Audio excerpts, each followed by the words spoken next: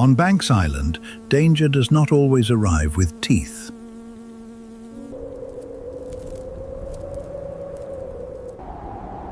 At dawn, frost lies across the tundra, and a muskox herd rises from the cold mist.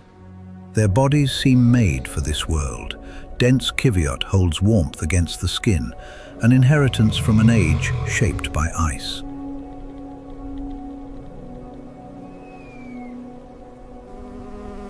But the morning's peace is temporary.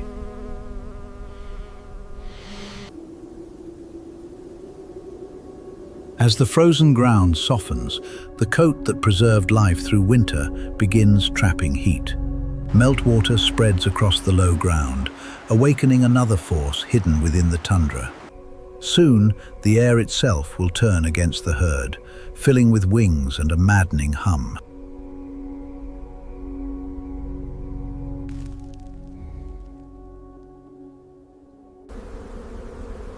This is the double punch, heat from within, insects from every direction.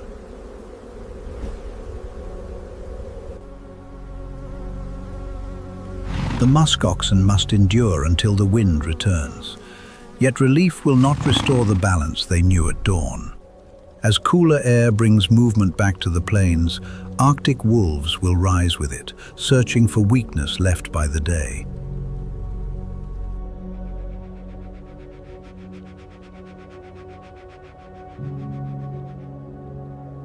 This is more than a struggle against weather or predators. The herd is moving through an Arctic clock that has slipped out of rhythm, where the protection of 1 hour becomes the danger of the next.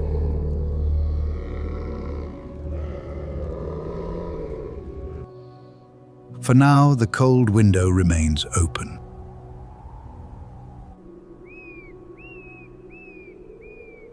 But it is already beginning to close.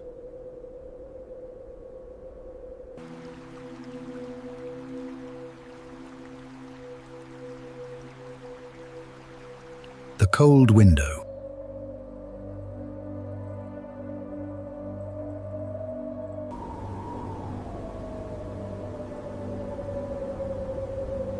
Morning mist moves across Banks Island in the Northwest Territories, the westernmost island of the Canadian Arctic archipelago.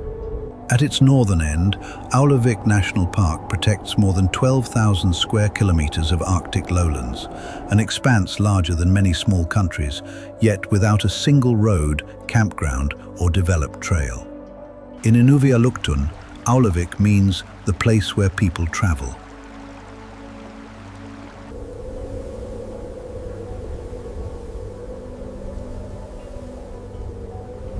The Thompson River carries the eye through the barren-ground tundra. Recognized as one of the northernmost navigable rivers on Earth, it passes between frost polygons, gravel bars, and exposed walls of permafrost.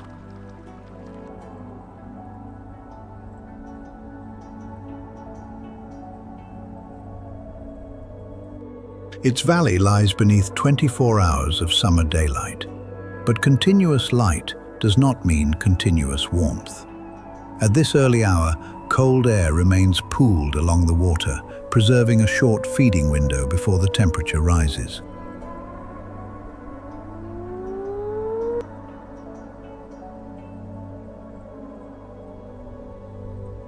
At ground level, this apparently empty landscape reveals another dimension. Frozen dew softens on orange crustose lichen. Snow fleas, tiny springtails only a few millimeters long, shift across the fractured surface of map lichen. Oribatid mites negotiate the ridges of a moss campion leaf as though crossing a frozen forest. More than 150 species of flowering plants have been recorded within Aulavik, each compressed close to the ground where wind speeds are lower and a few centimeters can separate exposure from shelter.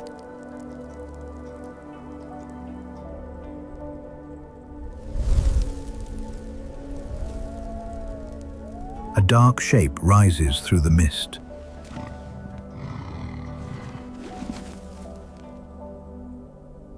The first muskox plants its forehooves and lifts nearly 300 kilograms from the cold soil. Others follow until the plain is occupied by a herd of shaggy silhouettes.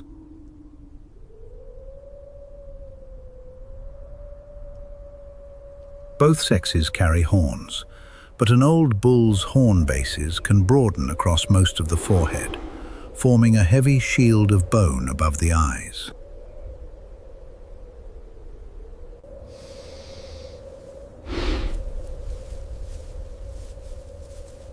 Their size is only part of the illusion.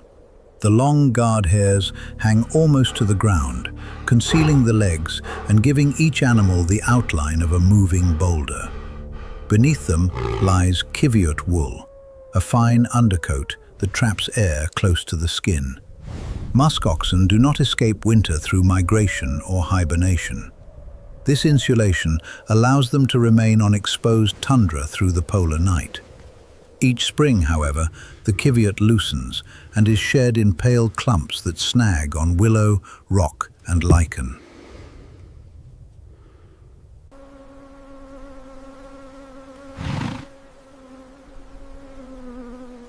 These are among the last large survivors of the Pleistocene epoch. While mammoths and many other northern giants vanished, muskoxen persisted. On Banks Island, they have found one of their greatest modern strongholds.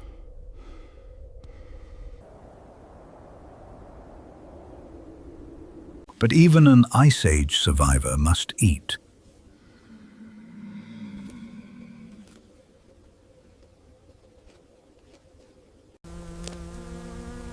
The herd spreads across the valley floor, tearing at sedges and Arctic willow. A female feeds for several seconds, takes 3 measured steps, then pauses until her calf closes the gap.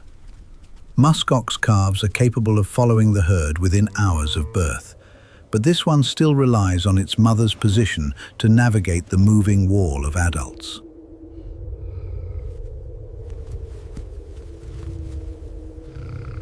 Its circadian rhythm is aligned with light, temperature, hunger, and the behavior of the herd.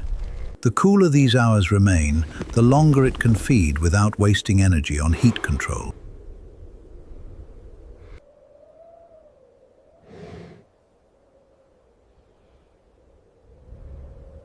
Beyond the muskoxen, several peary caribou appear almost white against the grey earth. They are the smallest and palest caribou of the Canadian Arctic. Females average about 60 kilograms, while males average approximately 110 kilograms. Purple saxifrage is among their favored seasonal foods, and its pigment can stain their pale muzzles violet during June. Unlike the heavy muskoxen, they move lightly across the frost-heaved ground, stopping often to scan the open horizon.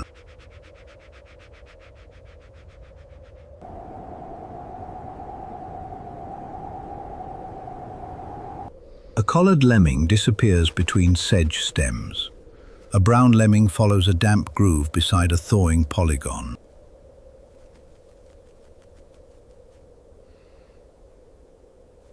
From a glacial boulder, a snowy owl watches both paths.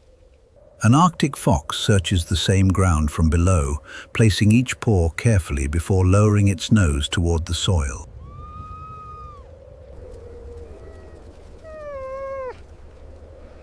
Neither predator approaches the muskox herd.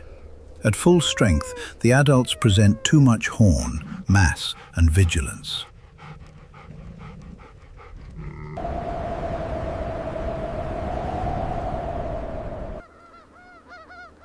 Along the wetland margin, snow geese preen beneath the overcast sky. A 60-kilometer section of the Thompson River lies within a migratory bird sanctuary recognized as globally significant for congregating waterfowl. King eiders remain near the water, while snow buntings hop across exposed gravel.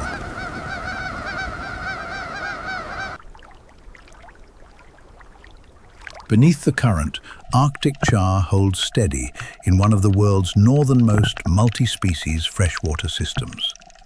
Farther toward the coast, a ringed seal navigates fractured sea ice, following a clock governed by water rather than tundra.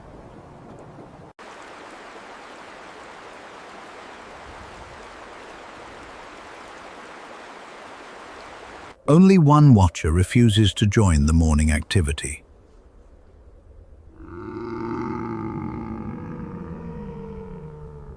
An Arctic wolf lies low on a rocky ridge. It does not waste energy testing a healthy herd. Its ears remain forward, while its eyes measure the widening distances between females, calves, and older animals. Arctic wolves are apex predators, but patience is often more valuable than speed. The rising temperature may weaken the herd without a single chase.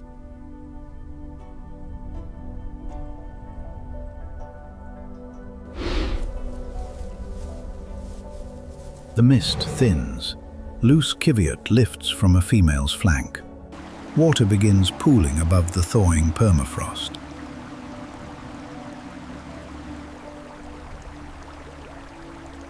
Then, beside one muddy depression, the first tundra mosquito lands.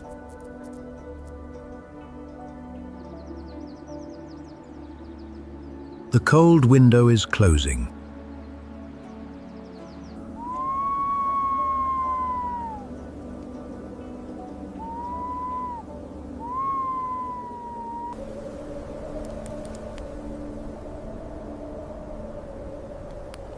The morning closes.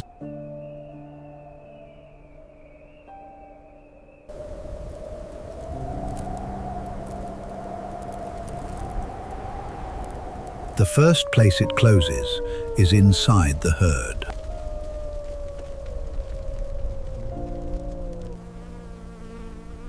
Only moments ago, the youngest muskoxen were testing their legs against the cold. Now, one calf ends its play without warning. It lowers its head beside its mother and begins feeding.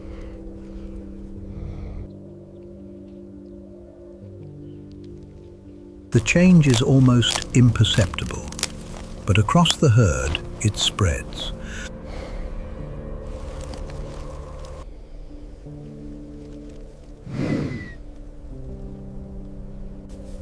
Muzzles work faster through the sedges. Thick lips pull leaves from the low Arctic willow before the warming hours can make feeding too costly. A muskox calf may enter the world weighing only 10 to 14 kilograms, yet it must gain enough mass during the brief growing season to face its first winter.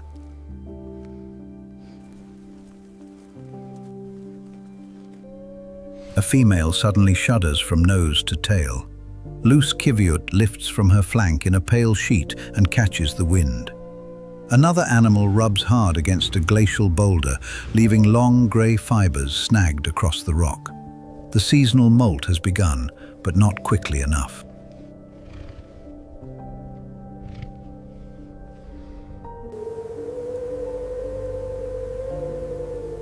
What remains against the skin continues to hold warmth in.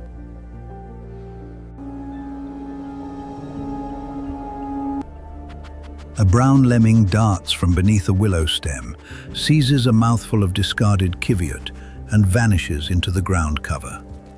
The fiber that now burdens the herd will insulate a much smaller body when the cold returns.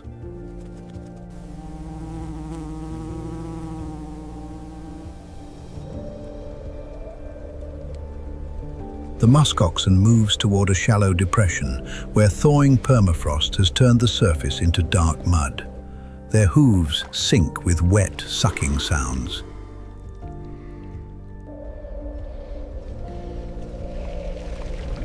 Beneath them, frozen ground and summer warmth are pulling the landscape in opposite directions. Ridges dry into dust, while low areas release meltwater.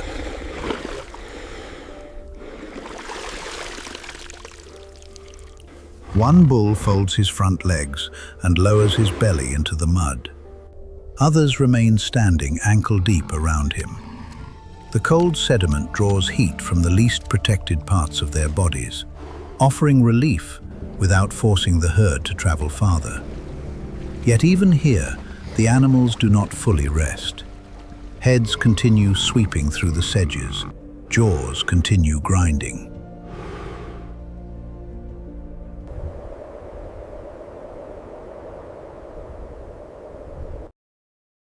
Beyond the wallow, the Arctic wolves remain visible along a distant ridge. They make no attempt to close the distance. A chase would waste energy, and the warming morning is already slowing the herd for them. The wolves simply follow, patiently preserving a threat that will matter only after the muskoxen have spent more of their strength.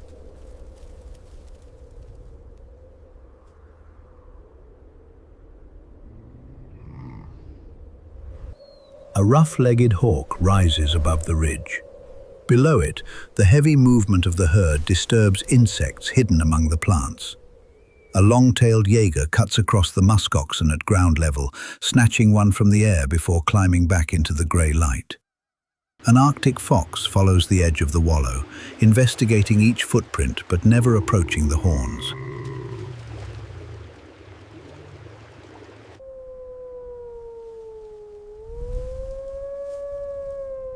Elsewhere, the behavioral shift is even clearer. Peary caribou stand motionless with their heads lowered. A wolverine exposes cooler soil by scraping out a shallow hollow. Beneath a rocky overhang, an inland polar bear pants instead of traveling.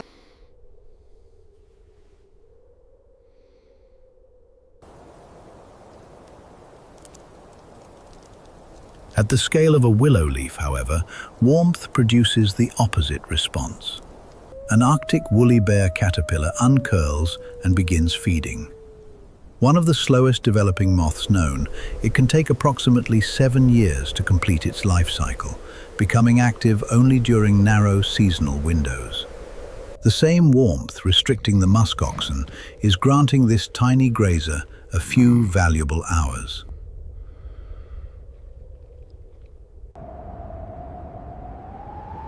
For now, the wind keeps most of them down.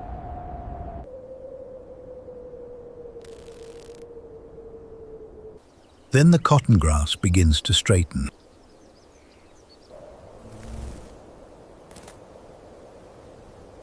Loose kiviot no longer races across the ground. Dust settles beside the muskoxen's hooves. The cooling current that protected the herd throughout the early hours is fading.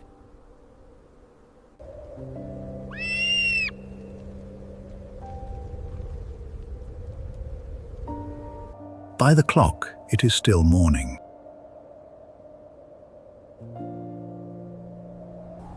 For the muskoxen, the morning is already over.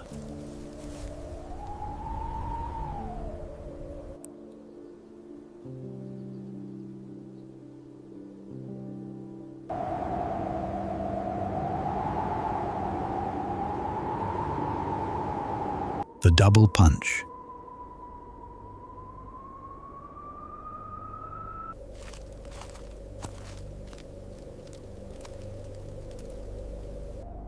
What replaces the morning is not noon in any ordinary sense.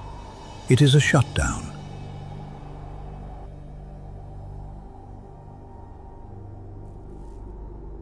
The last useful wind disappears. Arctic cotton grass straightens above the polygon-cracked ground. Loose kiviot falls where it was shed, and dust remains suspended beneath the flat, overcast sky. With no trees and almost no shadows, the tundra offers the muskoxen nowhere to escape.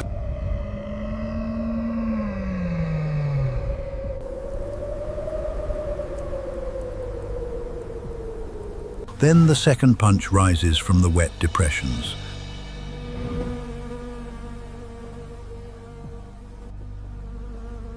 Non-biting Arctic midges thicken the air, their mechanical hum merging with clouds of tundra mosquitoes. The midges supply the noise. The female mosquitoes deliver the assault. Each feeds through a proboscis containing 6 piercing stylets, searching for exposed skin around the muskoxen's eyes, nostrils, ears, and mud-caked muzzles.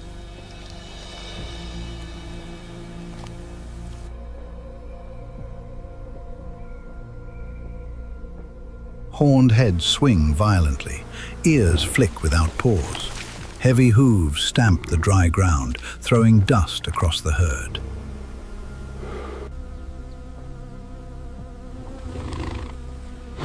But every defense demands movement, and every movement produces more heat.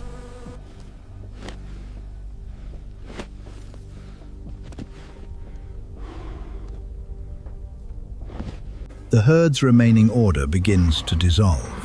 One bull sways on his feet, locks his knees, then drops into the shallow trench he has scraped from the dirt.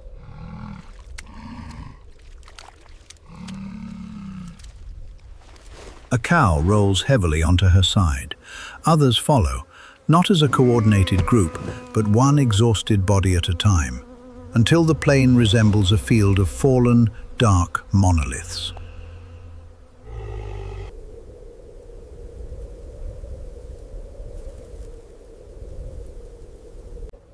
The double punch effect has reached its apex, thermal stress accumulating from within while insects attack from outside.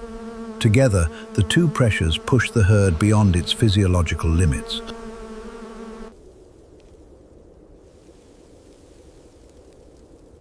Saliva hangs from open mouths. Beneath the heavy coats, skin twitches involuntarily as mosquitoes continue feeding.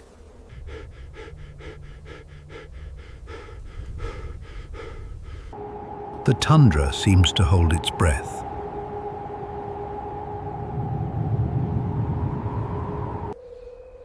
Across the plain, the herd has become a single dark mass beneath the blank white sky. No animal attempts to rise.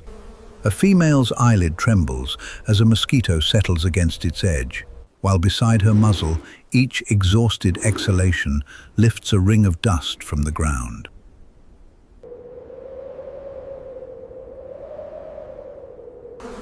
Hundreds of heavy chests rise and fall in the same broken rhythm.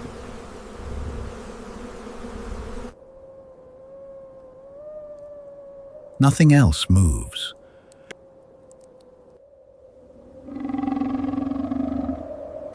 Nothing else dares to.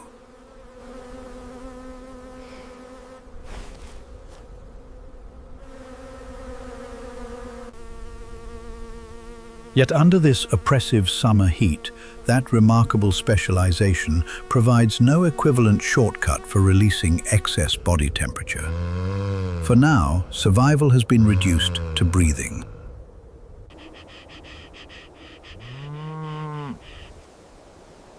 Predation has also stopped. An Arctic wolf lies flat in the dust, its rib cage heaving instead of advancing. Peary caribou remains motionless in the distance. Snow geese rest with their heads held low. Hunters and prey are no longer opposing forces. For this hour, every large animal is imprisoned by the same climate.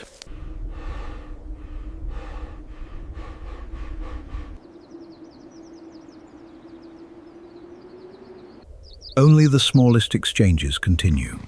A Lapland longspur and a snow bunting cross the woolly backs, taking insects one at a time. Their feeding offers relief too small to revive the herd, but not too small to matter.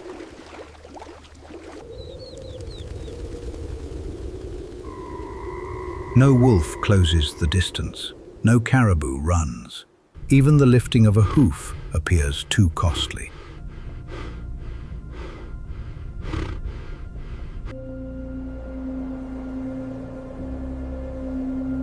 Across Banks Island, the Arctic ecosystem has been compressed into 3 sounds. The drone of wings, the scrape of one weary hoof, and the desperate breathing of giants that can do nothing but endure.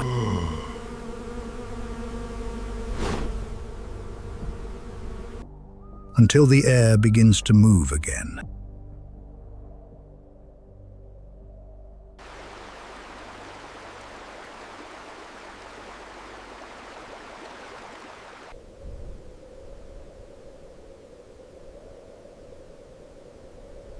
The hour that returns movement.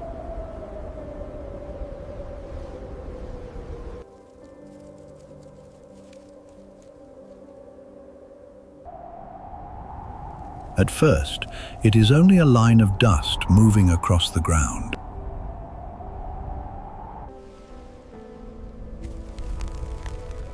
Then the oldest bull lifts his head.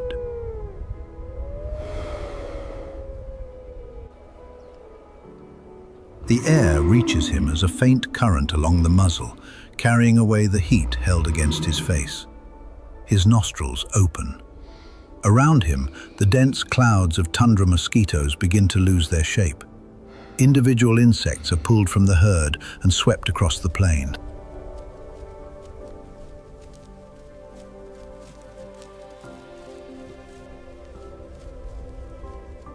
The change travels outward. Arctic poppies bow on their hairy stems. A mesh-web spider braces itself against a strand stretched between a peary caribou antler and a cushion of low vegetation. The wind drives a tundra midge into the silk, where its wings continue beating long after the larger swarm has been broken apart.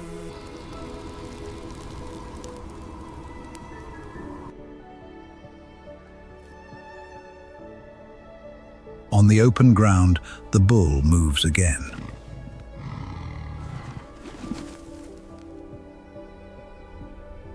He plants one hoof beneath his chest and pushes upward. Muskoxen are unusual among hoofed mammals because all four of their cloven hooves are approximately the same size. His front legs tremble as the knees lock. Only then can the hindquarters rise from the dust.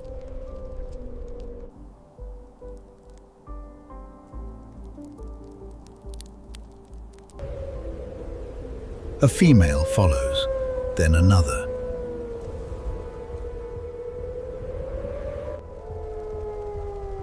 The herd does not stand in a single wave.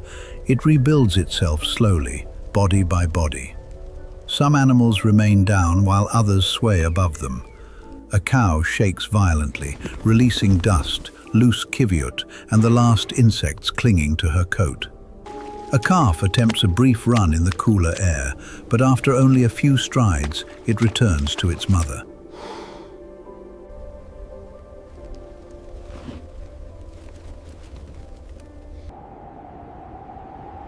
The returning wind crosses the rest of the tundra and restarts the lives that heat had suspended. Peary caribou lower their heads to the sedges again. An Arctic fox rises beside a rocky overhang and listens as hooves begin striking the ground. From a glacial boulder, a rough-legged hawk watches the muskoxen assemble into a slow-moving line.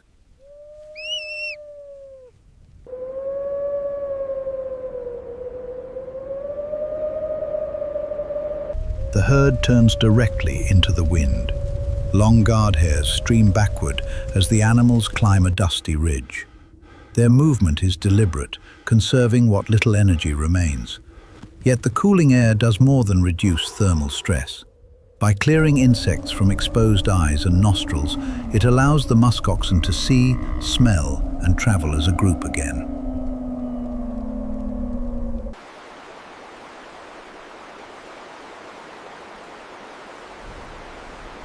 Ahead, thawing permafrost has collected water in a shallow depression.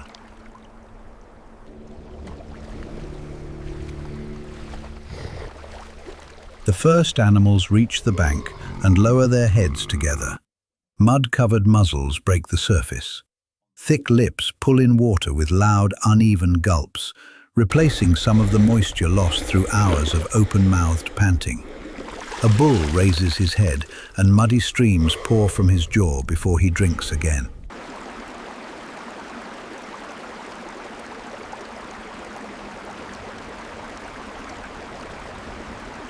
Two king eiders paddle across the far side of the pool, keeping their distance from the gathering wall of dark bodies. At the shrinking margin, an Arctic tadpole shrimp digs beneath the wet sediment as the wind pushes the waterline back.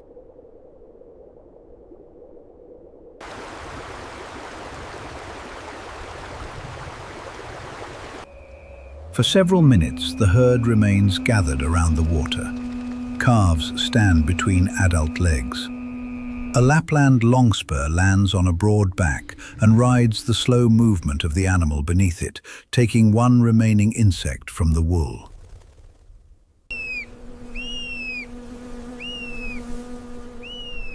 But the wind has awakened something else.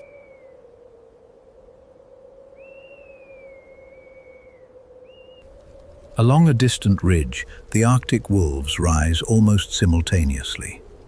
During the hottest hour, even these apex predators lay panting in the dust. Now their ears stand forward and their bodies align. They begin to trot, not toward the center of the herd, but parallel to its route, studying the edges.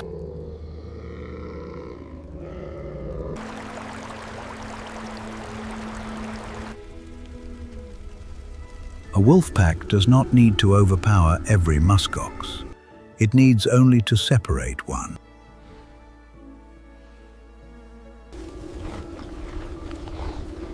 The herd leaves the water and resumes feeding, tearing quickly at sedges and Arctic willow while the cooler interval lasts.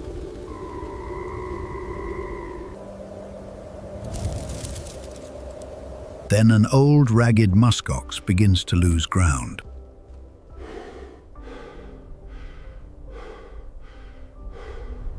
His damaged hooves drag through the loose soil, leaving 2 long furrows behind him. Each pause widens the distance between his body and the main herd.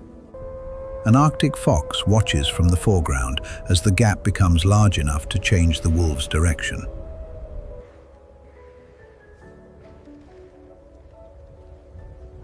The pack turns.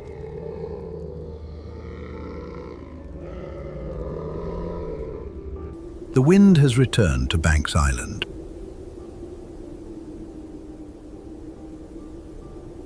It has also returned the hunt.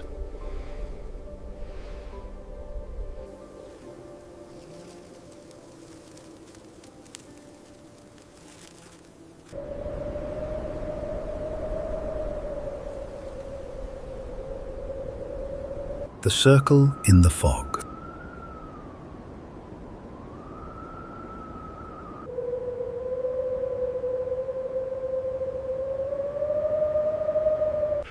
The wolves have changed direction, and the herd sees it.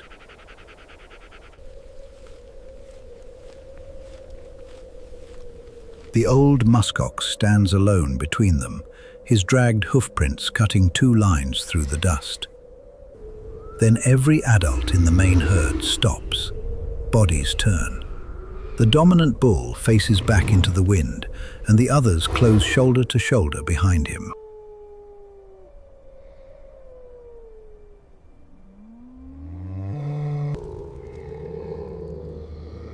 The Arctic wolves slow. The straggler uses the pause, crosses the open ground, and forces his way between the nearest adults.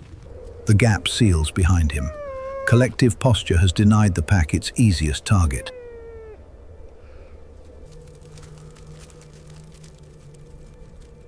The herd climbs toward higher ground.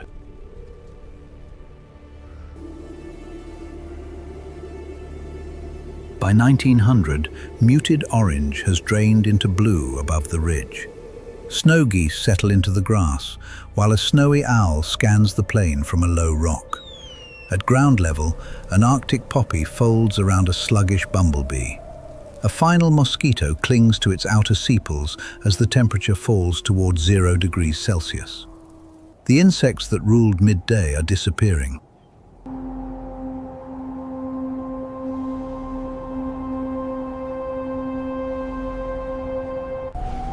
Calves press against their mothers. White vapor replaces the ragged panting of the afternoon.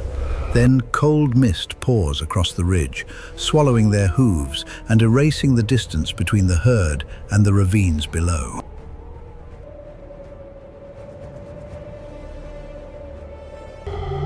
The advantage shifts again.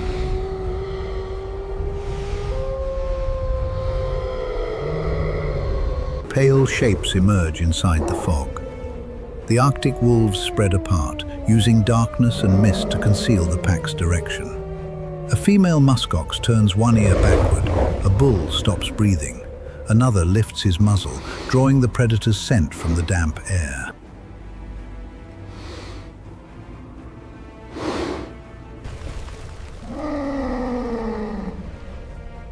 The herd rises in a single violent surge.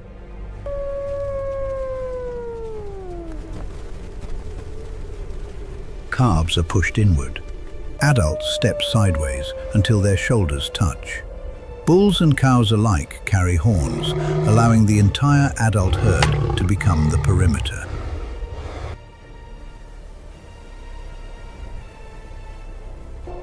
The defensive formation locks into place. Young animals at the center, adults facing outward, horns lowered into the fog.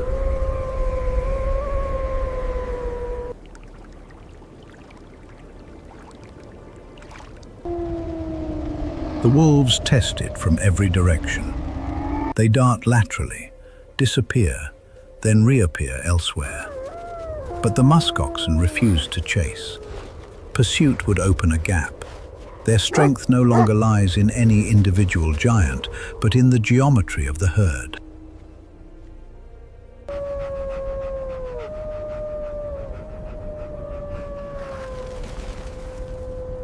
A wolf rushes the perimeter.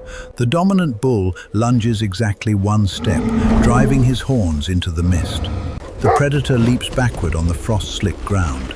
Before another wolf can exploit the movement, the bull returns to his place and presses against the animals beside him.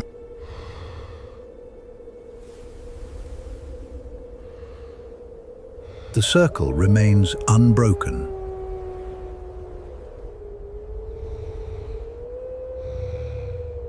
At last, the apex predators turn and fade into the fog.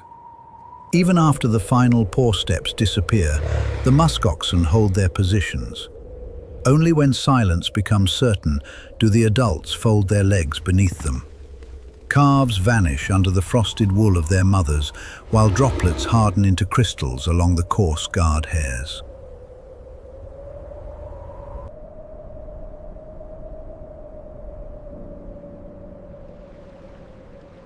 The Arctic clock has not returned to its expected rhythm. Heat advanced too early. Insects rose too quickly. Darkness restored the hunters before the herd had fully recovered.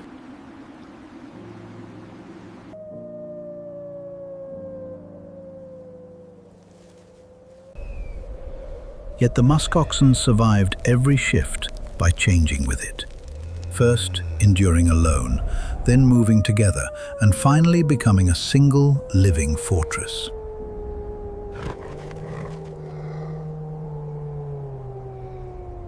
Hours later, a faint auroral veil crosses the sky above Banks Island. Beneath it, the herd breathes as one.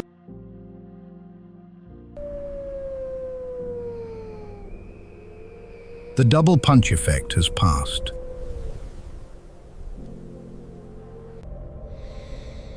The circle remains.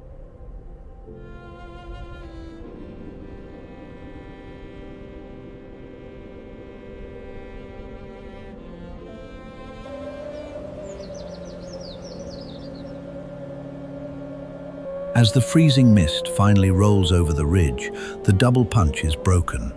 The herd has conquered the Arctic sun. But while the muskoxen find peace in the dark, just a few hundred miles south, a very different kind of storm is brewing. One that forces the apex predators of the boreal forest into a desperate 90-day race against time. Click here to witness the gauntlet